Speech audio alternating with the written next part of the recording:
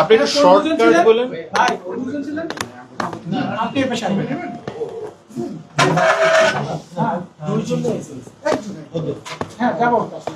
আচ্ছা ভাই, সরকার নিয়ম মোতাবেক ধরো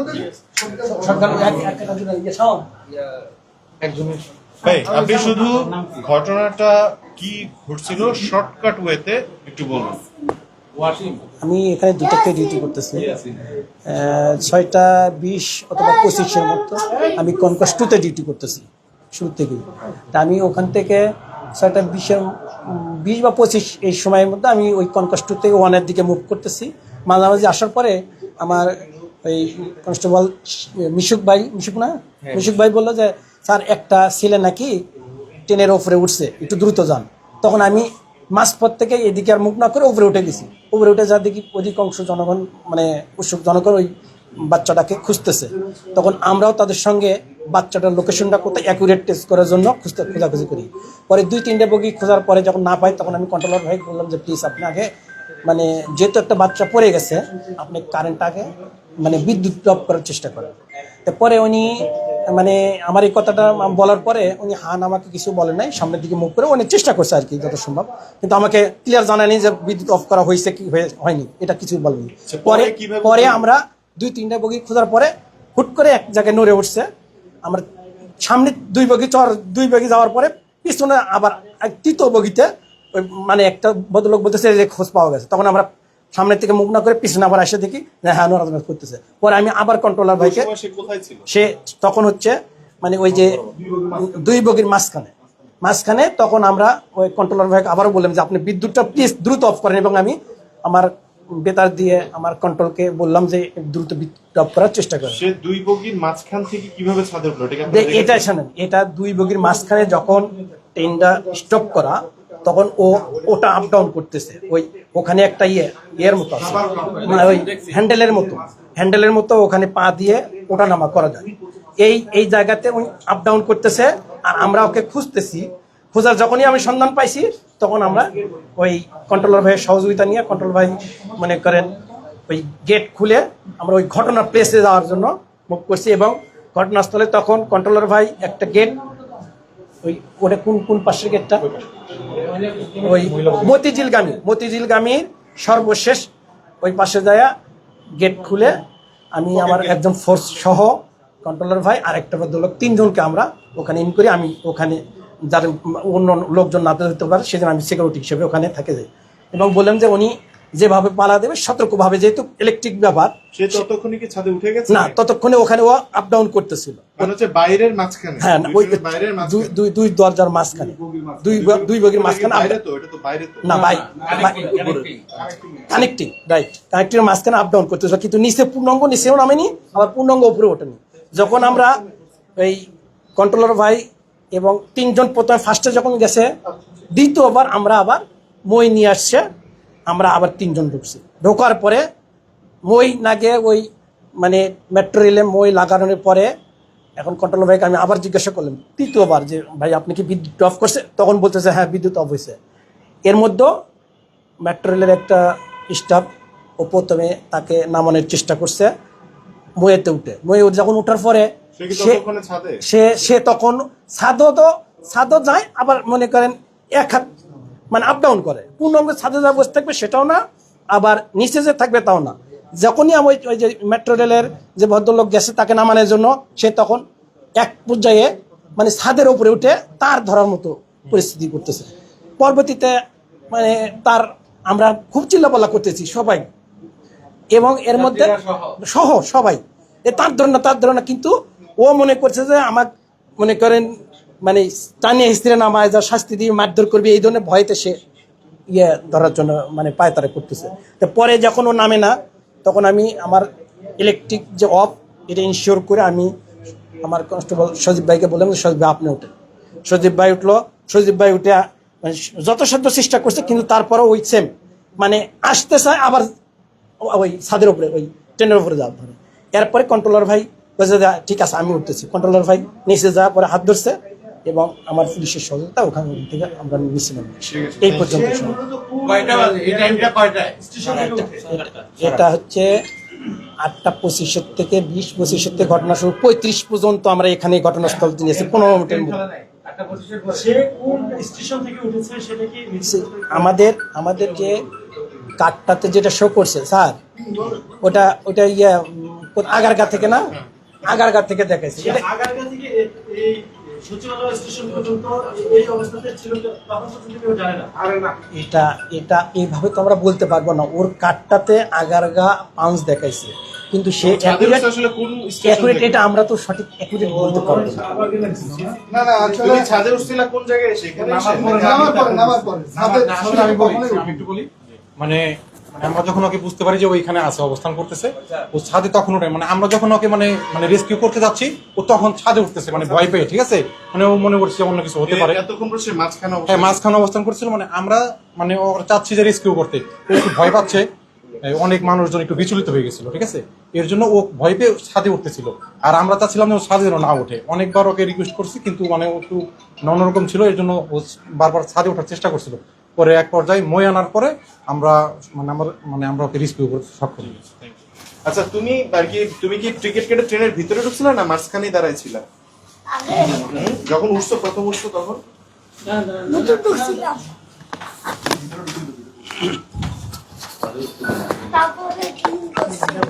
তুমি যখন প্রথম উঠছো, ওগুলো হয়ে গেছে ভাই, শুরুতে একটু ছোট করে ইয়ে করে। তুমি যখন স্টেশনে ঢুকছো, তুমি প্রথমে কি ভিতরে ঢুকছো? জি। পরে ছাদে উঠছো কোন স্টেশনে এসে? চাঁদুচি সামনে স্টেশন একটা আছে না, ইডারপুরি যাতে চলতি অবস্থা পুরি। না না তথ্য ভুল হচ্ছে। আচ্ছা, সে বলুক, পরে আপনার ট্রেনে ছাদে ওঠার কোনো সুযোগই নেই। এই ধরনের তথ্য তো আসবে না। ও ছোট মানুষ, ঠিক আছে। তুমি কি মাঝখানে ছিলে নাকি ছাদে উঠছিলা? This is not a- ওদিকে দেখাচ্ছ কেন? তুমি এখানে কথা বলো। বললাম তুমি কোন সময় ছাদে উঠছো, আর কি এখানে এসে ছাদে উঠছো নাকি আগেই ছাদে উঠছো? আগেও কোন স্টেশনে উঠছো? সামনে স্টেশন। সামনে মানে এই যে এখানে আসার আগের স্টেশনে? কিভাবে, কেন উঠছো তখন? তুমি ছাদে কেন উঠছিলা? যাতে কি সেটার অবস্থা তুমি লালির অবস্থা। কেন উঠছিলা, কি কারণে? তুমি ভিতরে ছিলা শুরুতে? জি। তো ভিতর থেকে বাইরে এসে ছাদে কেন উঠছো? সাথে পুত্রের একটা মানুষ জামিলা একটা ঘুরাতে একটা গালি দে, এটা না ঠিক না, আমার সাথে ঘুরে গেছি। তো তুমি পরে কি করলা? এরকম করার পরে তুমি কি করছো? তুমি বের হয়ে গেছো? জি। পরে সে লালির অবস্থায় গিলতে ধরেছি। দরজা তো বন্ধ ছিল, কেমনে তুমি গ্রিল ধরছো? দুদিকে দুইটা ফাঁকা ছিল না। কোন দিকে ফাঁকা ছিল? দুদিকে দুইটা। বইয়ের মতো আছে তো এখানে, ঠিক আছে, ওইটাকে কোনখানে? ওই যে এবার আমি বলি ভাই, আপনাকে লাইভ শেষে একটু আমার একটু সুযোগ দিন। এই একটু দাঁড়ানো অবস্থায় মাঝখানে উঠছে। আগে আমি একটু বলি। এই একটা কোর্স, না না না আমি এটাই বলেন। এই একটা কোর্স এবং এই একটা কোর্স, এই মাঝখানে দুটো দরজা আছে প্রত্যেকটা স্টেশনে, 6টা কোচের ভিতরে। হ্যাঁ, এর গ্যাপে এরকম ছোট ছোট স্পেস দেওয়া আছে। অর্থাৎ এটা হলো মেট্রো রেলের যদি কখনো কোনো অসুবিধা দেখা দেয়, কোনো আমার ভাষ্য। আর আমাদেরকে ওয়্যারলেসে আগারগাঁও স্টেশন থেকে বলেছে যে একটা বাচ্চা মেট্রো রেলের ভিতরে 2 দরজার 2 বগির ফাঁকে গ্যাংওয়ে আছে, সেখানে অবস্থান করতেছে, কিন্তু সে কোথাও নামে না। পরে আমরা প্রত্যেকটা স্টেশন যখনই কারওয়ান বাজার আসছে, কারওয়ান বাজার আবার বললো, আমরা সব উপরে গেলাম। ততক্ষণে আমি অপোজিট ট্রেনে উঠে শাহবাগে যাওয়ার উদ্দেশ্যে গেছি। তখন দোয়েল চত্বরে গিয়ে আমি ট্রেনটা বন্ধ হয়ে গেল। তখন সেটা শুনলাম যে এরকম বাচ্চাটা সচিবালয় স্টেশনে আসছে। তখন আমাদের যারা রেস্কিউ টিম ছিল, এরা তাৎক্ষণিক কন্ট্রোলার সাহেবের সঙ্গে আলোচনা করে ইলেকট্রিসিটি বন্ধ করে, তারপরে গিয়ে তারা মুভ করে বাচ্চাটাকে সুন্দরভাবে অক্ষতভাবে আমরা বের করে নিয়ে তার আসছি। মানে আগারগাতেই ওই 2 ইয়ার মাঝখানে সে উঠেছিল। রাইট। আমাদের ওয়্যারলেসে আমাদেরকে জানানো হয়েছে যে আগারগা থেকে একটা বাচ্চাকে 2 ট্রেনের বগির সংযোগস্থলে, গ্যাংওয়ে যেটাকে বলে, এখানে একটা বাচ্চাকে দেখা যাচ্ছে। সে ওখানে অবস্থান করছে, দাঁড়িয়ে ছিল। না, আমাদের ফোর্স যে প্ল্যাটফর্মে ডিউটি করছে ডিটেক্ট করছে। সে বাইরে থেকে দেখতে পাচ্ছে। সে বলার পরে আমরা কন্ট্রোলের মাধ্যমে প্রত্যেকটা স্টেশন, নেক্সট স্টেশন, পরবর্তী স্টেশনকে জানাচ্ছি যে এই ঘটনা, এই ট্রেনটায় এই অবস্থা, যদি কারো চোখে পড়ে দ্রুত যেন আমরা ব্যবস্থা নিতে পারি। কিন্তু ও তো ছোট মানুষ, ও এমনভাবে বসে পড়ে, বাইরে থেকে দেখা যায় না। ট্রেন তো 30 সেকেন্ড, 10 সেকেন্ড, 15 সেকেন্ড পরেই বন্ধ হয়ে যায় দরজা। এই কারণে ওকে আর আমরা ডিটেক্ট করতে পারিনি। যখন লাস্ট সচিবালয় আসছে তখন আমরা ওটাকে স্টপ করছি ট্রেনটাকে। আমরা ফোর্স সহ সবাই ট্রেনটাকে বন্ধ করে কন্ট্রোলার সাহেবকে নিয়ে যখন ইলেকট্রিসিটি সব বন্ধ করে দিল, এরপরে যাতে কোনো বিপদ না হয়, কারণ এটা কমপ্লিট একটা ইলেকট্রিসিটির বিষয়, ওকে সেভ করে আনা, ফোর্স সেভ, সবাইকে যাতে নিরাপদে সুন্দরভাবে নিয়ে আসা যায় সেটা করে আমরা ওকে আমাদের কন্ট্রোল রুমে নিয়ে এসে যখন প্রাথমিকভাবে জিজ্ঞাসা করি তখন সে বলে যে একটা টিকিট সে কেটেছে 50 টাকা দিয়ে, এই টিকিটের মাধ্যমে সে উঠছে। কিন্তু আমার প্রশ্ন হলো, মেট্রো রেলের যারা টিকিট সেল করে তারা অন্তত এই ছেলেটাকে দেখে টিকিট দেওয়ার আগে অন্তত আমাদের সাথে কথা বলা উচিত ছিল। আমি মনে করি এটা আজকে যদি এই বাচ্চাটার বড় ধরনের কোনো ইনসিডেন্ট হতো তাহলে দায় দায়িত্ব কে নিত? আচ্ছা, এখন আজকে আপনাদের পরবর্তী পদক্ষেপ কি হবে? পরবর্তী পদক্ষেপ আমরা আমাদের ঊর্ধ্বতন কর্তৃপক্ষের সঙ্গে কথা বলেছি। আমাদের কর্তৃপক্ষ আমাদেরকে জানিয়েছেন শাহবাগ থানার মোবাইল টিম আসবেন, তাকে আমরা সংশোধনাগারে দেওয়ার জন্য ঊর্ধ্বতন কর্তৃপক্ষের নির্দেশ মোতাবেক প্রথমে শাহবাগ থানায় হস্তান্তর করব, এরপরে শাহবাগ থানা থেকে তাকে সংশোধনাগারে প্রেরণ করা। ওর বয়স, নাম, ঠিকানা কি পেয়েছেন? আমরা শুধু ওর নাম বলে ইয়াসিন, বাবার নাম বলতে পারে না, বাড়ি কোথায়, মাঝে মাঝে বলে ঈশ্বরদী, মায়ের নাম তো পরেরই কথা, বাবার নামও বলতে পারে না, শুধু বলে পথ। আমার হিসেবে ওর বয়স হবে 10 থেকে 12 বছর, আমার ব্যক্তিগত ওপিনিয়ন এটা। সে তো স্বাভাবিক মনে হচ্ছে না। সরি ওই বাচ্চাটাকে দেখে তো সুস্থ স্বাভাবিক মনে হচ্ছে না। আপনারা তাকে সংশোধনাগারে দেওয়ার চিন্তা করছেন।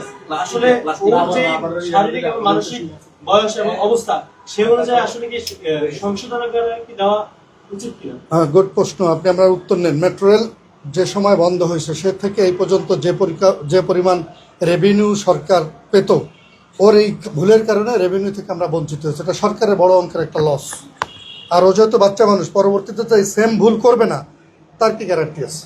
তার তো কেউ নাই অভিভাবক, শুধু যাত্রী না, আপনি সব কিছু মিলে দেখেন। যদি আল্লাহ মাফ করে কোনো ধরনের কোনো ইনসিডেন্ট আজকে ঘটে যেত, ও তো নাবালক বাচ্চা, কি হতো তখন? পড়তো এই কার্ড কোন স্টেশন থেকে কিনেছে, কে সেল করেছে, ফাইন্ড আউট করার প্রয়োজন ছিল। স্টেশন থেকে কিনছে না পয়সা দিয়ে মেশিন থেকে কিনছে? এটা ওর মুখ দিয়ে আপনি শোনেন। আমি কোথায় গেছো? এটা কে দিছে তোমাকে? কার্ডটা দিছে কে? তো জানে না, ও তো তুমি মূল আসে না। জানে না। ভাই, আসে নাই? কোন জায়গায়? তুমি এই টিকিটটা, এই কার্ডটা তুমি আসলে কার থেকে নিছো? বাবু, শাহবাগ থানার অফিসার। আমি 50 টাকা দিয়ে মেশিন থেকে না, এমনি জিজ্ঞেস করে না, কার কাছ থেকে নিছো তুমি? 50 টাকা কাকে দিছো? তুমি কি এটা কাউকে দিছো? লোকের কাছে দিছো না মেশিনে টাকা দিছো? তুমি কি মেশিনের থেকে কিনছো না ওই বুথের থেকে কিনছো? কি এই কার্ড তুমি এটা কিনছো না তোমাকে কে কিনে দিছে না? এসব মানে কি আমার থেকে টাকা ছিল। হ্যাঁ, একটা বেড়া আমি কইতেছ আমার আঙ্কেল আমি টাকা থেকে যাবো, হ্যাঁ আমার একটু টিকিট কেটে দাও, হ্যাঁ যে 50 টাকাতে, হ্যাঁ তোর আঙ্কেলের টিকিট কেটে দিতেছি। একটু সেন্ট মাইল ঘুরলা আমি টাকা 50 টাকা দিছি, 50 টাকা দিয়া টিকিট কেটে দিছে, বাস কি আমি উপরে যা ট্রেনে উঠে গেছি। ওকে, চলবে, বুঝছি। আচ্ছা আমি আচ্ছা, আরেক কিছু আর কয়েকটা প্রশ্ন আছে। সেই প্রশ্নটা হচ্ছে যে আচ্ছা, আপনার প্রশ্নটা আগে একটু বলেন।